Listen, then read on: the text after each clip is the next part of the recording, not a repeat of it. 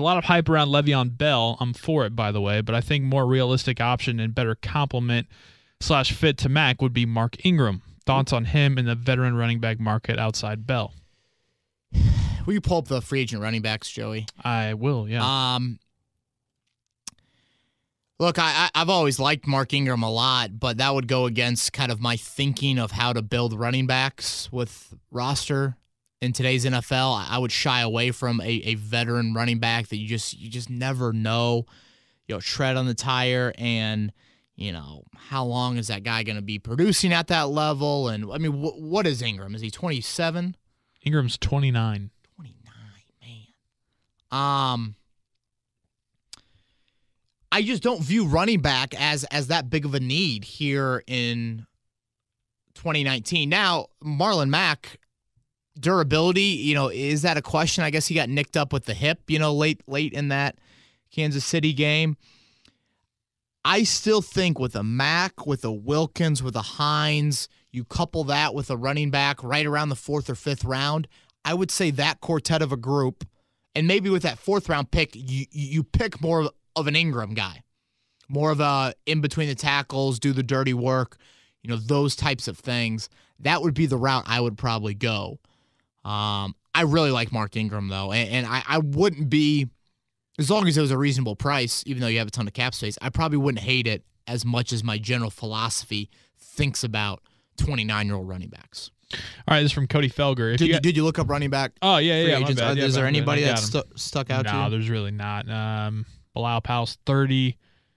Corey Grant from Jacksonville, 27. Spencer Ware from Kansas City, 27. TJ Yeldon, 25. Ooh, Yeldon. I mean, other than that, it's not the strongest list. Not great. So, yeah, I would Diesel. I would probably stick towards the draft. But Ingram is at least a case study that makes me think. All right, Cody Felger. If you had a choice of any pass rusher set to hit free agency, who would you pick and why? Any of them. I mean, Cody, I would reiterate what I always say. I just don't think elite free agent pass rushers ever hit the open market, What do you got? DeMarcus Lawrence, D. Ford. Jadeveon Clowney. Yeah, Clowney, I feel like, look, Clowney's a stud, but I don't know how great of a fit he'd be in a 4-3 as an end. And remember, Matt Eberflus really wants defensive ends and defensive linemen in general to buy into his system of stunts and all of that. It just seems like Clowney's not the most disciplined player. He needs a little bit more of a freewheeling system. I don't know if that is what the Colts have. Should be calling the Pittsburgh Steelers. They're definitely freewheeling over there. Do whatever the hell he wants. Yeah, I was going to say it's the substitute teachers in full force in Pittsburgh. I really like Trey Flowers in New England. Ooh. And you know what? I'm not saying this just after one play he made in the division or the championship round, but what about Dante Fowler? He's a free agent, and that seems to be more of a Ballard sort of pick, a free agent selection, if you will. Here's a young, former top 10 pick. I know there's some trouble there, but does a change of scenery? Eric Ebron-esque. Yes. It does, he'll see Jacksonville a couple times a year. Something like that. Those are probably more of my thinking. DeMarcus Lawrence, you'd throw into that mix. But Cody, I would say give Chris Ballard and that defense just about any of them. But I'm not holding my breath on it, really any of that happening. This is from Skoog.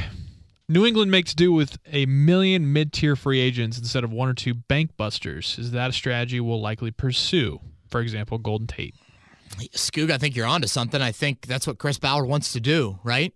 It seems like that's kind of his general philosophical thinking when it comes to free agency. So, judging by what you did with Eric Ebron, what you did with Danico Autry, what you did the previous offseason with Marcus Hunt and Jabal Sheard and John Simon, Jonathan Hankins, and those guys. Look, Chris Ballard he talks about roster formation and roster enhancement, if you will, being a 12-month-of-the-year job. And he lives up to it. He didn't sign Hankins, I think, till like April, or, there are free agent signings he's waited a long, long time on before. So I do think that is just his more of the general way of thinking. Get those core players through the draft and find the supplemental complementary pieces through free agency.